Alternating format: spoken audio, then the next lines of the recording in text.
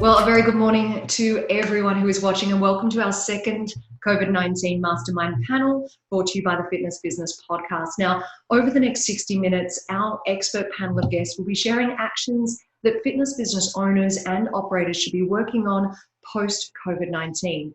Each of our guests will focus on a very specific area of their expertise. So let me start off by introducing each of our panelists here today. First of all, I've got Stuart Campbell, the founder and CEO of Fit Summit, and his focus will be on business. We've got Mike RC, the CEO and founder of Loud Rumour. His focus will be on marketing. Mo Hagan, the CEO of CanFit Pro, with a focus on people. John Nasta, the Director of Retention Solutions, focusing on member experience and retention. And last but not least, Justin Tamsett, the Managing Director of Active Management and the owner of the Fitness Business Podcast, focusing on leadership. So a big warm welcome to you all, and thank you so much for joining us on the panel today. Now, as we record today's broadcast, we are in the first week of May. Specifically, it's the 5th of May, and we're going to go to air with this broadcast in just a few days' time. The fact of the matter is that things are changing so rapidly right across the world in every single market. So to start off the conversation today, we're going to take a quick look around the globe, and I'm going to ask each of our panelists just to give us an insight into what the current landscape looks like in their territory. So Ross, let's start this one with you, and then I'll go to Mo after that. Over to you, Ross. Thanks, Chantal. A very good day to everybody. Here in Asia, there's a mixed bag in terms of current situation with COVID. There's some encouraging situations and there's some maybe unknowns.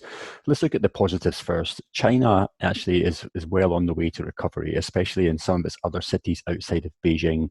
Beijing is still in lockdown, but hopefully coming out soon. Shanghai gyms and clubs are now opening, and the larger ones are up to 70% capacity. Vietnam has recently opened following its lockdown and has had some decent success in making sure that the business is back up and running. And of course, Taiwan, which never really went through the lockdown phase, is still moving forward with restricted capacities. Other parts of Asia, Hong Kong is hoping to lift its restrictions as early as this week. When it comes to maybe more of Southeast Asia, Singapore, Thailand, and Malaysia are still in lockdown, and there's various degrees at which the clubs are due to open. Hopefully, at which point on the 1st of June, we will see some opening. Perhaps the little bit longer out there are Indonesia and the Philippines. And it looks like both of those countries are actually going to be in lockdown well beyond June, and perhaps the gym's not opening up until July. Thank you so much for that, Ross. Mo, over to you. Thank you, Chantal, and good to be with you all. So I reside in Canada, and it's been a very interesting 50 days, not counting. All of the clubs in Canada, boutiques, any fitness facility of any level and sort, closed their doors during the week of March the 16th. And will remain closed until the government directs what phase fitness clubs will be brought into the reopening plan. As it looks right now, although within our 10 provinces, there are provincial level plans that seem to vary province to province, similar to the States in the US, although we're much more conservative. And that is, there's some advocacy in Quebec, for example, that the fitness facilities will be able to open sometime in the next 4 to 6 weeks, whereas the rest of the country, it's looking like July as the very likelihood, if at all, that clubs will be able to start. And when they do open, they're using best practices from around the world. We've been very fortunate to be involved in a lot of the various global federation meetings to really take direction from Asia and other parts of the world. So it'll be a very phased reopening process as well. And it'll be likely 3 months once we do reopen before we see any sort of normalcy within the clubs. And the big thing that's going on in Canada is that how governments are seeing fitness clubs positioned. Right now, it's everything from a nightclub and a concert to that of, a vital commerce business, which is what we'd rather be seen as commerce than a nightclub. So it's very interesting times, but the country is working very collaboratively together. Thank you so much, Mo. Over to you, Mike. Tell us a little bit about the landscape over there in the US at the moment. Yeah, so the U.S. is kind of, I guess, like Ross said about Asia, where it's the landscape's very different. Here in Arizona, not a lot of cases, got about 8,000 cases and not a lot of new cases rising up on a daily basis. So there's not a lot of fear here. There's just a lot of precautionary, activity. Whereas, a lot of family and friends that I have in New York, New Jersey, very different story. You hear a lot of stories of people that are waiting outside of hospitals to hand their, the nurses' cards to pass over to their relatives that are in there alone. So it's very different. Everyone's experience is different. As far as studios open, good friends of mine and studio owners like Rick Mayo over in Georgia has already been open for about a week since the 24th of April. They've been able to be open now. And obviously opening up in sections, right? So they're not in full capacity, about half capacity. Here in Arizona, the plan is May 15th. And I think those are pretty much the earliest dates you see, but commonly you're hearing stuff more like the end of May, even out as far as the end of June. But a lot of people are predicting that places like New York may even go all the way through summer. Yeah, we're hearing similar things. And John, how about in the UK? How are things looking over there? Well, thanks, Chantal. Over here, in the last week, we've had 25,000 new cases, up to 190,000 cases in total, 28,734 deaths. We've also got over 1 million people who are on a 12-week lockdown. But the rest of us are entering week 6 now. I think we're about a week behind the rest of the world in terms of our lockdown. So the other big number we've got is we're up to about 10 million online health and fitness experts now. But that said, you are still allowed to leave the house for 1 hour a day for your exercise purposes. And there's a lot of talk at the moment about phasing the release from lockdown. So there's quite a few countries that have announced the stages out of lockdown and have started that process over here. Spain, Italy, France still talking about it as well. Our government's announced that they'll be making an announcement next Sunday about it. And there's a lot of rumours around where gyms will sit on that in terms of which phase of the lockdown, leaving the lockdown they'll be at. And at the moment, the rumours are it's not going to be very high in those phases of lockdown. Anything from phase 3 to phase 5 could be at least 2 or 3 months before we're seeing gyms included in being released from lockdown. Thanks, John. And JT, we've obviously had quite a lot going on in Australia over the last 7 days. Do you want to give us an update on what's happening locally? Yeah, I can sum it up in one word: lockdown. We are still all in lockdown. Gyms are still closed. We have one state that will open next week, and that is at one of our smallest states that hasn't had any cases for a couple of weeks. We have a couple of other states with no cases, so that they're hoping to open, but in all reality, we're all guessing. We have no idea. Perhaps the most frustrating thing for the Australian fitness industry is probably similar to everywhere around the world. We've been lumped in with pubs, clubs, nightclubs. Although, Mo, I would question you on what you said. I have not participated, but I have stood at the back of many of your group fitness events at a conference, and they are like a nightclub. So there's fun, and I'm like I'm in a nightclub because I'm not doing it. I'm just watching everybody do it. So there's a lot of similarities, but I think you're right. That's exactly where it ends. We are part of the economic solution. But I also think, and I think everyone around the world should be excited by the fact that every government is including exercise as part of something out of lockdown that we can do. And it gives our industry so much hope that we can position ourselves later around the benefits of exercise for mental health, for immunity, instead of just purely focusing on having buffed bodies. Thanks, JT. So, guys, we're going to move into, I guess, the bulk of the conversation today, which is really diving into each of your areas of expertise and sharing some tips with all of the viewers on what they can be working on post-COVID-19. Now, no doubt there might be some areas that you want to add into, just give me a little wave if there is something that you want to comment on that someone else has talked about. Mo, we're going to start off with you, and then Mike, I'll move on to you. So Mo, two things. First of all, do you want to share with us your top tip to start off with on what people can be doing around their team and the people in their business for post-COVID-19, and maybe even give us a bit of a picture of what post-COVID-19 actually means to you? I mean, this tip that you're sharing, should we be taking action right now? Is it the second that the government lifts the restrictions? Give us a bit of a view on that as well. So Mo, over to you. Thank you. It's like you read my mind. The word I'm going to use is communication. And this is something that we need to do now in order to be so prepared when we do reopen, communicating to our associates. And those included would be those that we've had to put on temporary work stoppage, so that we can continue to create community and confidence and competency. So what I mean by that is communicating a very thorough plan for reopening, so that staff are prepared, members are prepared, and there is that confidence between those two groups that we know how to take care of each other.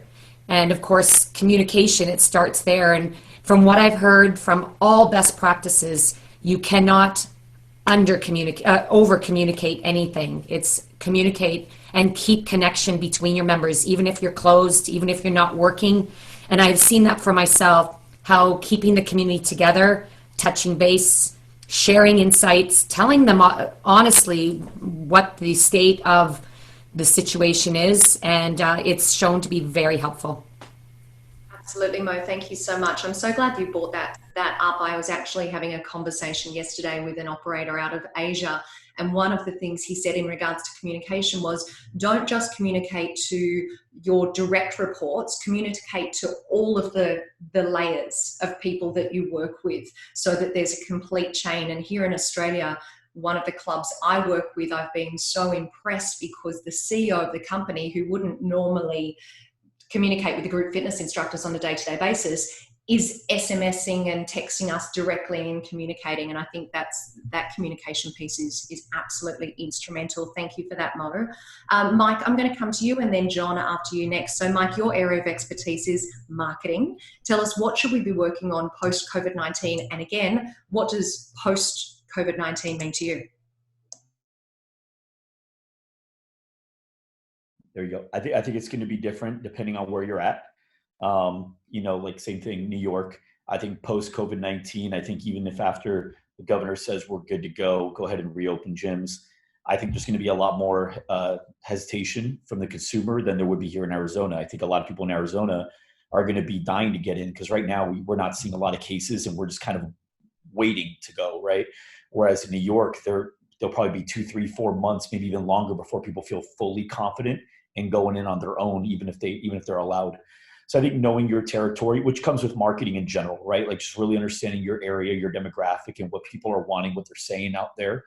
And then you're also going to want to, and same thing, marketing is marketing regardless of the landscape. You just got to understand the landscape. And so normally you want to find what your competitive advantage is. What are the things that your market wants that maybe the competition isn't doing? So in a non-pandemic, if let's say the 4 or 5 studios around you seem to all be closed on Sundays or don't have childcare over the weekends or at all, those are things that you really want to emphasize in your ads, right? Because you have that competitive advantage, especially when you're, targeting people by, let's say Google AdWords, when somebody's searching for Orange Theory Fitness, for instance, and they don't have childcare. So now your ad can say, childcare, right? And you can highlight that in your ad, even though you're not an Orange Theory Fitness. But now where the landscape is very different. So now a talk of like, we're back, because what you're going to hear is a lot of studio owners, because of either them or their employees, they're not going to open right away because either they don't feel confident or their employees, they can't get their employees to feel confident to come back to work so soon. So I think leading with, if you and your team are fully on board and you're ready to rock and roll, starting with a we're back campaign, back in business campaign, right? Something like that. I think that's good. Like right now we have campaigns like, are you all in? Because we know you can't go out, right? So something like that. So you just got to understand what the landscape is. And if you have your competition opening up all around you, if everyone's opening up, still open up, but maybe highlight more of your virtual campaign. Our virtual camp, we got 1,000+ studios that have gone virtual over the last 6 weeks through the programs and the course we put out. And we literally, I would say at least 30% of the studios we're working with are actually in a financially better situation than they were before the pandemic. Many are even reporting their retention rates are better than before the pandemic. And if you need any to interview, Chantel, make some good content. I can give you a handful of them immediately, but they're great. But I think people, they have to realize there's always opportunity wherever they're at. And so for right now, your local area has been hit, like New York, should really focus still on virtual and the amazing things that you could do from home. And the big thing I've heard from a lot of people is our members can't wait to get in the gym. They don't want to work out from home. It's just a Band-Aid. Well, the reason people think that, true marketers do not project. True marketers want data. And true marketers understand full demographic. They never just generalize an idea based on their own customer base. So for example, Maureen's got an awesome studio, it sounds like, right? And so you've got a bunch of members, but here's the thing, she may go, which is logical, man, my people can't wait to get in the gym. This virtual stuff, nobody wants it. Well, maybe nobody that you've built your theory around wants it because they've been the people you've seen. But what about the people that never walked into your studio? Because the average studio has maybe 300 to 500 members, right? At a boutique studio in an area that has 60,000 and 90,000 people that fit the demographic in a 5-mile radius. So what about the other 59,700 you've never met? Are we certain there's not at least 300 people there that want virtual? And by the way, you're not confined to that 5-mile radius when it comes to virtual. So we have one member that's added over 150 virtual members at $99 a month. Before that, going into pandemic over the last year, she had 250 members at $159 a month.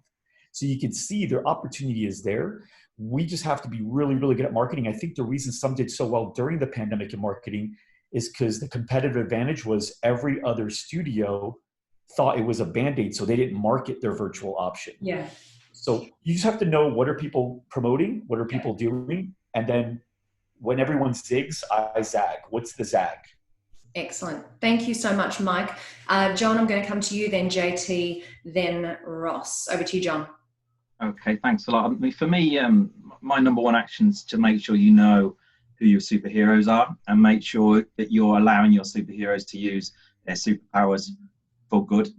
I understand the definition of superpower is to something that can be used for bad or evil as well as good. So not all superheroes, not all of our superheroes are going to use those powers for good. So I'm saying look after your heroes, both staff and member-wise, okay? And one of the huge positives I've taken from this already is that we should all now know exactly who our top players are in terms of like your A team from your staff. I remember when I was on the board of Exercise for Less, we'd often have a joke in the board meetings if something wasn't going quite right. We'd few people who were very clear on their values and acting out and therefore clear on their tactics would be saying, don't worry, everything will be fine. And a few other people would begin to panic and kind of want to change direction, want to change their tactics, okay? And we used to jokingly say, wow, I wouldn't like to be next to you in a crisis. And boy, we know now that if people are clear on what their values are and their tactics are, then these are the people you want next to you in the crisis, okay? So look after your heroes. And from your member base, if you're not sure who your heroes are from your membership base, not too late to find out. It's very easy. These are the people who come in more often. They give you good reviews. They give you referrals. They've probably been as likely to phone you during all this and ask if you're okay as you've been likely to phone them and ask if they're okay, okay? And these are going to be the members that are going to be most likely to support you when you're reopening, however far away that is, okay? And these are the people who are going to give you nice feedback on how you're planning to reopen, okay? So what we're suggesting right now for our key clients is that you're mapping out the user journeys for your hero staff, and you're also mapping out your journeys for your members, okay? So this is what's going to reflect your core values as a business, these journeys that you're mapping out for them. So again, I'd say my number one action is to make sure you know who your superheroes are and make sure you're allowing them to use their superpowers for good. Thank you so much, John. And I should have mentioned up front, John's area of expertise is member experience and retention, which was very obvious by that answer. So JT, over to you. Your expertise is leadership. So do you want to talk to us about, first of all, what post-COVID-19 means to you from a time frame perspective, and then your number one leadership tip for all of our operators out there? Yeah, I think for me, post-COVID is when people tell us we can open. So the day that we open, that now makes us post-COVID, which I'm going to term the COVID DOMS, hashtag COVID DOMS, because every business will suffer a lag once the doors are open. And I'm sure the economists will call it COVID lag, but in our industry, we should call it COVID DOMS, delayed onset muscle soreness. Okay. But my tip, and going from, I love John's idea of superheroes, I'm going to follow that with a metaphor. And for me, I think the metaphor is around our team, and that is our ship has been sunk. It's been torpedoed. It's going down. All of our staff have jumped off and they're in life rafts. They're all safe. All our associates, all our team members are safe, which is a relief. Problem is they're in the life raft and they are at the moment in many businesses just drifting aimlessly.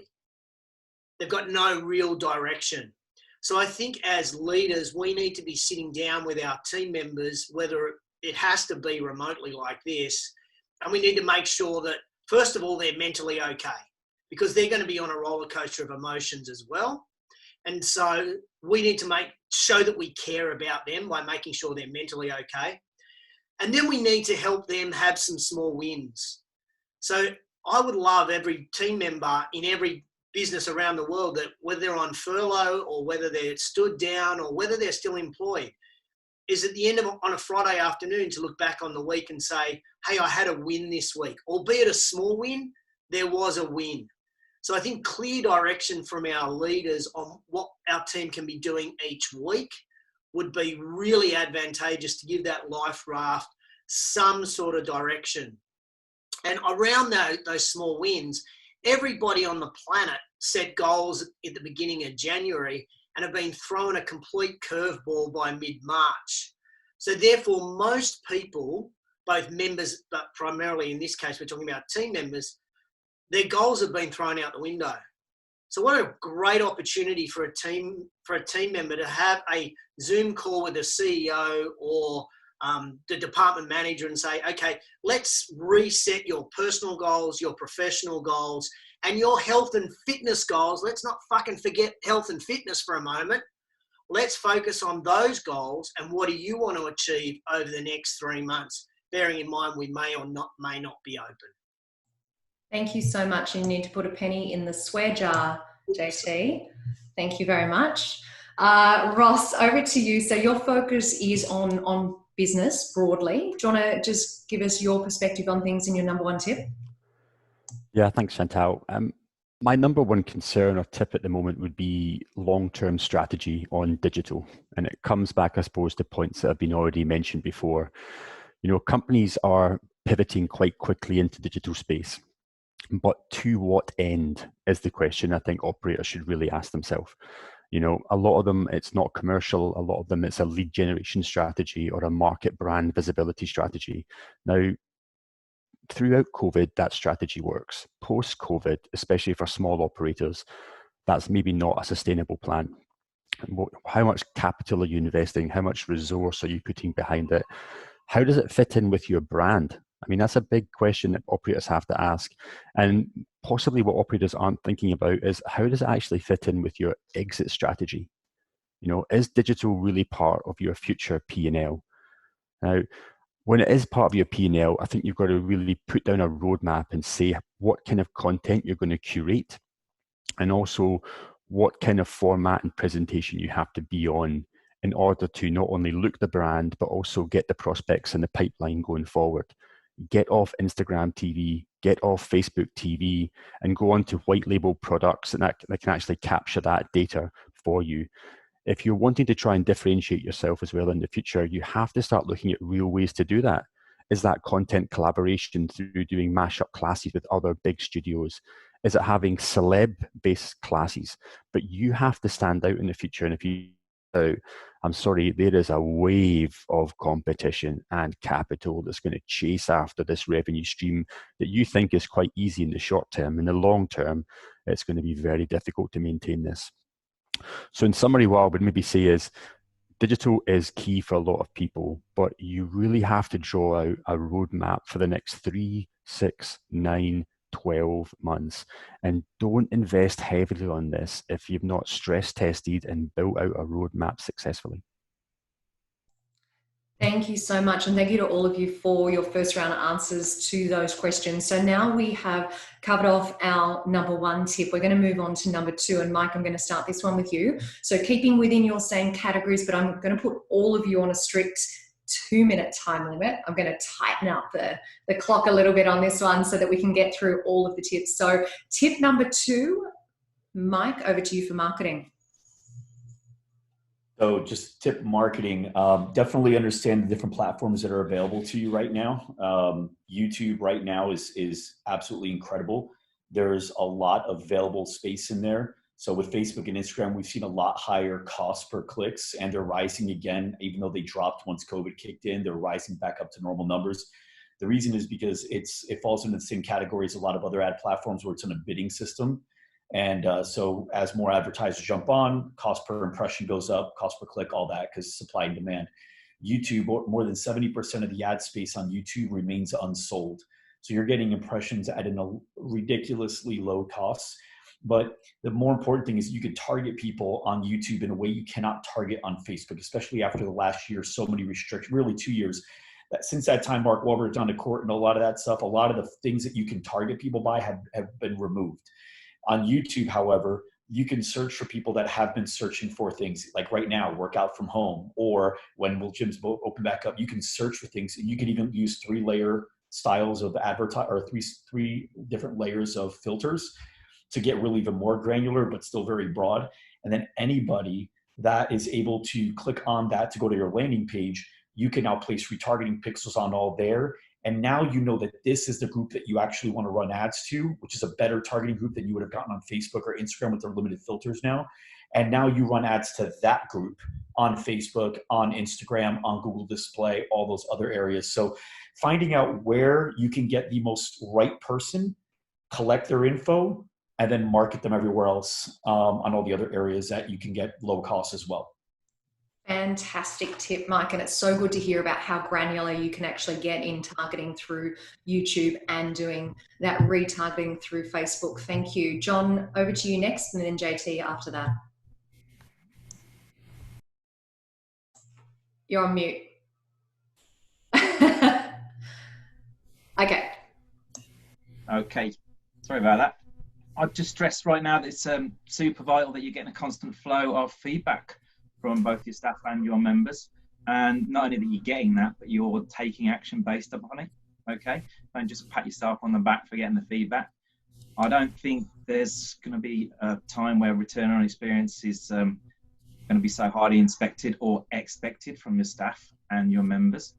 And, you know, I've always believed that innovations come from people and the members. People get a bit hung up on the technology side of stuff. And if you're getting the ideas of what your staff and what your members want, then you're going to be able to evolve and change and make sure you're delivering the things that your members want. Okay, so if you've been doing a lot of customer feedback already, you'll like me, will have some clues as to what people want, what's going to impact their member loyalty. You know, the barriers, and these are things that dissatisfy members if they perform badly. You know, the key things before all this happened, this is based on millions of member comments, key things members talked about were locker room, showers, lack of issue resolution, airflow and payments.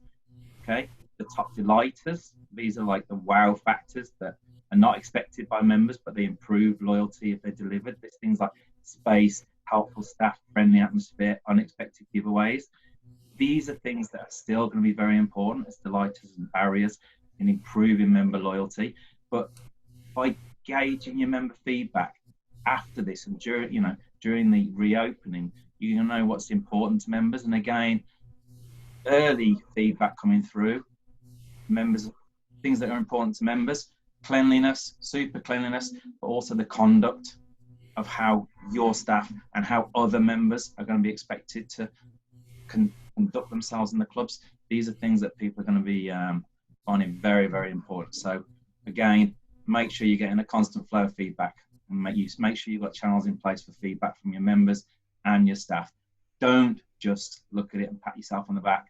Be ready to take action on it. Absolutely, John. And I think if cleanliness was up the top of the list before, then it's going to be even higher up the list after this. So JT, over to you, your second tip around leadership. I love following John because he gives me a great lead in. And I think the real thing for me is something that we could be doing right now as leaders, and that's ensuring all of our team will be delivering the identical message to our members. We cannot have any rogue team members. So what we can be doing right now is coming up with all of the questions that members may ask. I love the idea of every team member having a little post-it note and being able to write the question on a post-it note, take it off, stick it on a wall, or whether that be virtual or for real, and then working out as a team what those answers are. We talk about culture, but this is granular of culture. And the key thing I believe is that for the success of every business is every team member is delivering exactly the same answer to all of the members when those questions come up. If we don't have that, then we've got this erosion of the new rules and regulations in our club. And really, for me, there's only one person in an organisation that controls that message and that consistency, and that's the leader. The leader has to take control here and ensure all team members are on exactly the same page. And if they're not, then maybe they're not the right team member to be when we reopen. Really great suggestion, JT. Thank you for that. So Ross, over to you, and then Mo. Thanks. My advice would basically be towards small to mid-sized enterprises and perhaps some boutiques that are not franchise related. You're going to see attrition across this whole sector, and consolidation is inevitable. The question is, how do you play consolidation into your favor? And so I think what a lot of owners have at the moment is fear of losing their company. And perhaps I think the mindset they have to change a little bit is fear of losing some of the equity of their company. And so going forward, I think a solution to the problem would actually be finding complementary partners and looking to grow with those in the years to come. You're going to be cash constrained. You're going to be constrained on earnings. You're going to be constrained on marketing budgets. Why doesn't company 1 and 2 merge together and start to share more than just a location? It can share resource, it can share material resource, it can share facilities, it can share marketing budget, it can share even CRM systems. And you start to bring out brand alliances. I mean, core brand alliances. We're not talking a partnership or a collaboration, but an alliance of brands who's trying to grow together beyond COVID-19. Now, that's how operators can work in consolidation for their favor, but you have to be willing to have those conversations, exploratory, vulnerable conversations with other operators, and try and figure out if your exit strategy is actually one of growth strategy going forward, but with somebody else. Really interesting perspective, Ross. Thank you so much for that piece of advice. Mo, over to you. So we're back to people again. Your second tip in this area, please. You're on mute. There we go. Thank you. My second tip kind of is a collaboration of the thoughts and the messaging I've already heard. So what comes to mind is it's going to be important as a leader to engage your people, because a team will be required to move your business forward and to sustain the necessary changes that will be inevitable, the new normal. So I hear about mapping out the member journey, and I would suggest that to help bring your team along and have all your people engaged, your frontline leaders engaged in that new member journey, because it will have changed somewhat, is to invest in not only, Justin, you said it so well, is revisit their goals that they originally set, but now with what they've experienced, they may have a totally different perspective on who they choose to become in this new normal. And it may be different than what they first entered the fitness industry for, or your place of business. So I would collaboratively map out the new member journey and invest in the training that's required for all your leaders so that you can deliver your brand and your daily operations in a very collaborative, consistent way, because that is what will be required to build the confidence of your members.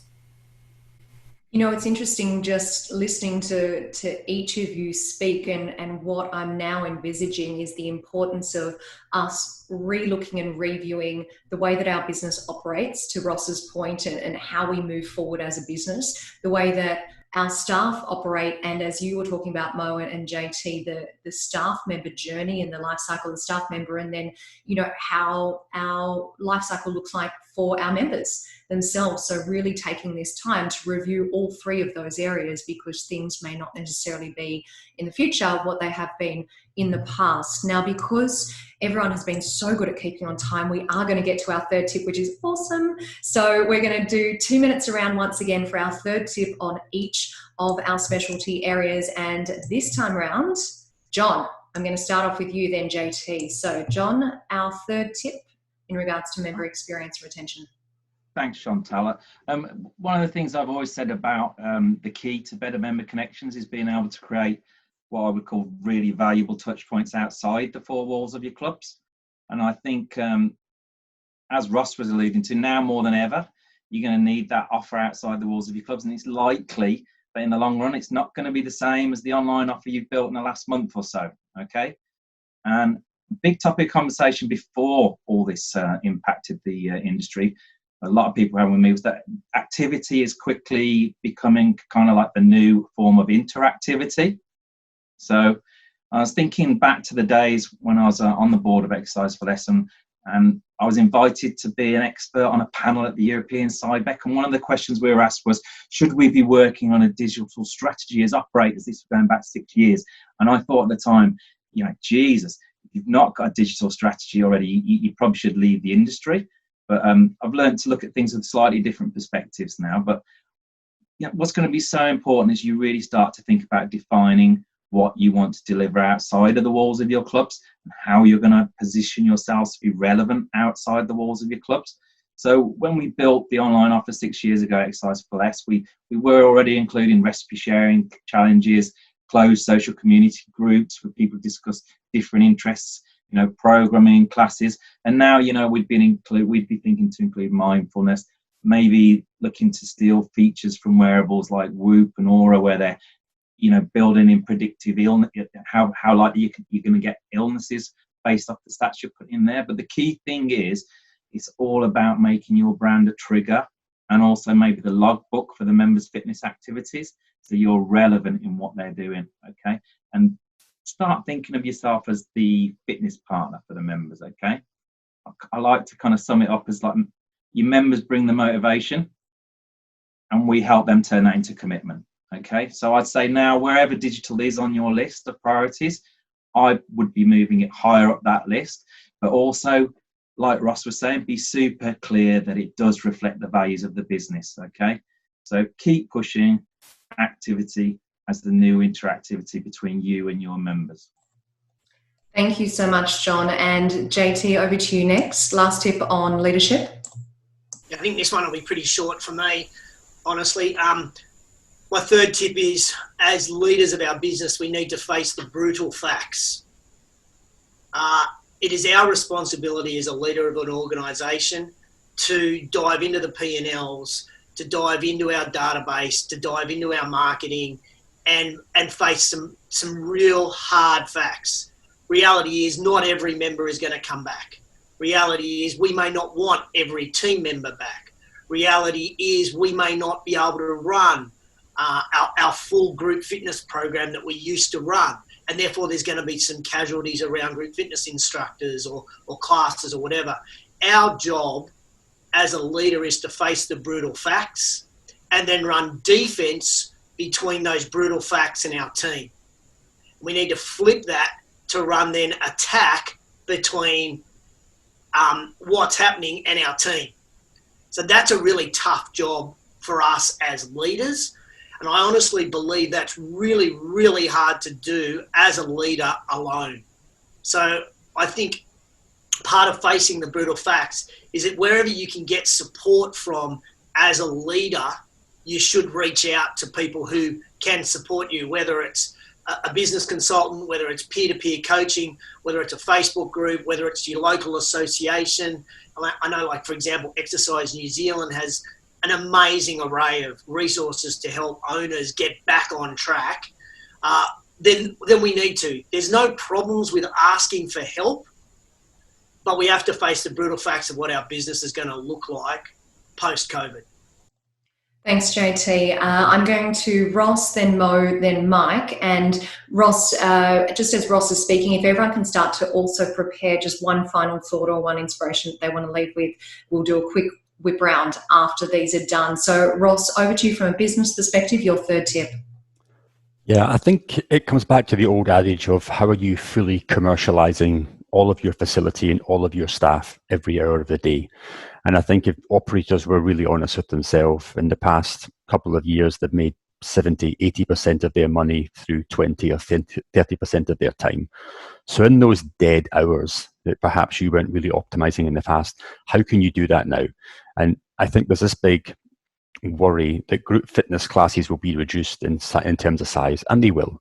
But can you run more group fitness classes to make up the shortage? Can you run more personal training? Can you even add personal training into your offerings? Can you add teacher training into your offerings? Can you add on-demand digital production of your videos inside your non-core hours? And then can you get staff that are quiet in those hours to really make up the shortage and helping you produce that content? You've got to look at your every single hour of the day in your facility, and you've got to look at every single member of your staff, and you've got to figure a way to make sure they're contributing more revenue and more value to your business. They'll be happy to do so, but you've got to give them that roadmap to do that. Excellent advice, Ross. Thank you so much. Mo, over to you. I would say collaborate with your people. That would be your associates and even your members, depending on the size of your facility or your chain. Run town hall meetings and run mastermind groups or brainstorming evenings. And from those groups, you'll identify your ambassadors, both on your associate side and your member side. And then those ambassadors can help deliver the message that you choose to deliver or you want to deliver as far as your comeback and your reopening message. So use your people, but ask your people for their insights, because we can, minds together can create magnificent outcomes.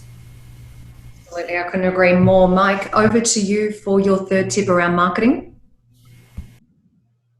Oh, you're still on mute.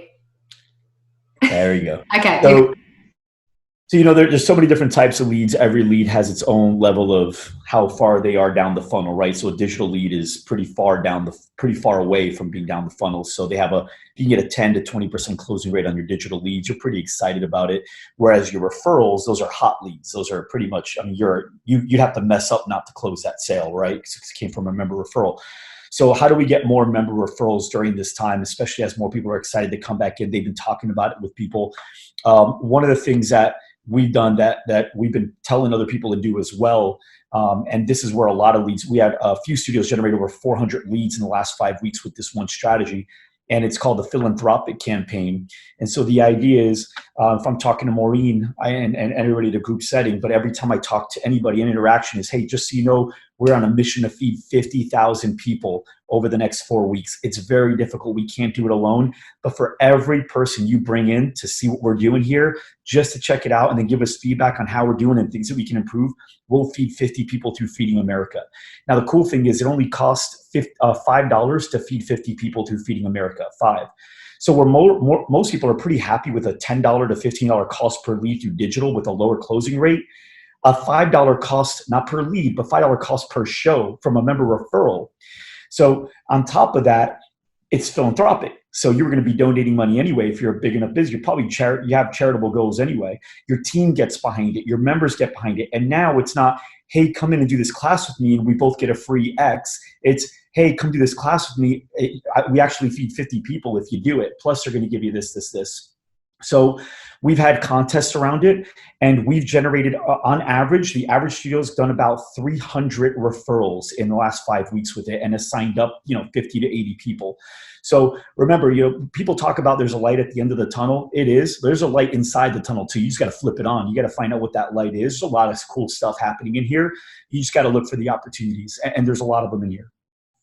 Absolutely awesome, Mike, and you were getting a little round of applause as you were talking through that one. Thank you so much. So what we're going to do is a quick whip around. So 60 seconds maximum each, one final thought from each of you, something a little bit inspiring or just a little bit of wisdom that you want to leave with all of the viewers here today. JT, you are first cat off the rank. Off you go. I think as leaders, we need to focus on what we can control. What we cannot control is when are we going to be open? And that drives us crazy as leaders. But we can't control that. So let's not focus on that. What we can control is how we will communicate to our team and to our members what the new normal, God, I hate that, but what the new rules and regulations are going to be when people come and work out. And we can work on what our product will be. I love some of the things that Ross just talked about, exploring different times of day that we could be implementing things. I loved what he talked about with the digital. We can work on what our product will be. We can work on how we will communicate because we can control both of those. But we need to stop wasting time and, more importantly, energy on what we cannot control. So stop our whinging. Stop our bitching about when we're going to open and focus on how we'll communicate when we open and what our product will be. Thank you, JT. Ross, over to you for a final word. Yeah, I'm a massive believer in silver linings. And I think our industry has such a bright future that we really can't forget that. I mean, on the consumer front, more people will strive to be healthy or become healthy than ever before. This is just a blip. It's just a blip. In the long term, we're going to have more people access our industry with more capital coming into our industry than ever before. At the end of this tragic rainbow, there is a pot of gold for the operators that can keep going and find a way through it to be here in 2021. The returns will be there. They'll come back to us. So I'm huge marketplace. This is just a blip. Thank you so much for that message, Ross. So we're going Mo, Mike, then John. So over to you, Mo. Thank you. Beautifully stated there, Ross. Start with why. Revisit your why. What brought you into this incredible industry to begin with? Because when you know why, the way will appear. Thank you so much, Mo. Thank you. Beautiful message from you as well. Mike, over to you. Yeah, so I think sports and business have such great parallels, and I think a lot of people use them in analogies in a lot of ways. But the most recognized athletes as like the GOATs, the greatest of all time, have not just had freakish talent. In some cases, they didn't even have that freakish talent. They just had a really high IQ for the game. They understood the game at a really high level. And I think the same thing goes for business owners. A lot of business owners that we all look up to, like whether it's Richard Branson or Steve Jobs, they all had actually what some people would call disadvantages, whether it was dyslexia or ADHD, but they found a way to leverage it. And when you look at athletes, what they do is they go, okay, everyone's complaining about this ref because this ref's calling the games this way, and it's putting us at a disadvantage. It's messing up our whole play, everything we planned on. This ref is messing it up. But the best athletes, the highest IQ ones, they don't argue with the refs that way. They learn how the refs call the game, and then they adjust their game to leverage the way that it's being called. Right now, with where the most successful business owners, not just fitness, but in general, are winning, is they're saying, okay, well, this is a pandemic. We can complain. Is it a conspiracy? Is it not? What's going on? Now we got these murder hornets. What's happening? There's all these things, right? But at the end of the day, the ones that are winning are going, like what JT said, hey, look, here's what I can control. But I think even to go a step further on what I can't control, well, here's what I can't control. But what I can't control, how can I leverage that? How can I actually make it a better thing? Because of it existing, is there something that can come out of this? And there is opportunities there. We'll go into another time because I know it's just a closing thought, but just understand this. Yes, learn how the highest IQ players are playing the game. You can do the same thing in business. Leverage the way the rules are being called as opposed to ignore them. Excellent. Lots of consistency in our final messages today. And John, over to you for your final word. Oh, thank you. I just think that to make progress, you have to learn to be uncomfortable. Sorry, to make progress, you have to learn to be comfortable being uncomfortable. And I think we're getting a lot of practice at that. And I was reflecting today that in 6 weeks of being sat at home, as a result, really, of our industry coming together to share ideas and help each other, I've probably got a bigger network all around the world in more countries than I've ever had before. And I think of all the things that I want to take from this and continue going on, and also that I've got no doubt will continue to go on, that sharing of industry knowledge is something that's going to accelerate the recovery of our industry. And I feel really strongly that as an industry, we've never been more focused on listening, learning, and making progress. And that's really going to accelerate us out of this.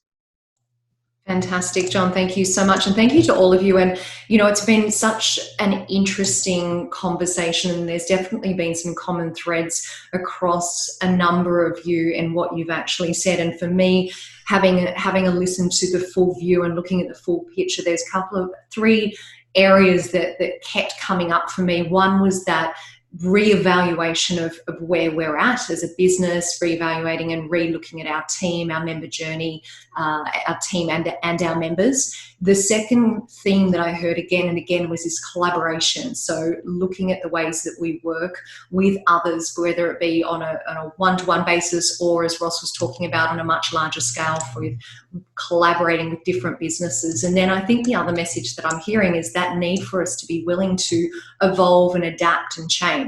You know, like Mike and JT were talking about towards the end, and just thinking about how we are reacting as leaders within our business and being willing to evolve and change where we need to. So I want to say a huge thank you to our second group of Mastermind panel for post-COVID-19. It's been really inspiring listening to all of you and hearing your expertise. And on behalf of the Fitness Business Podcast, thank you so much for joining us today. And that concludes today's broadcast. Thank you all.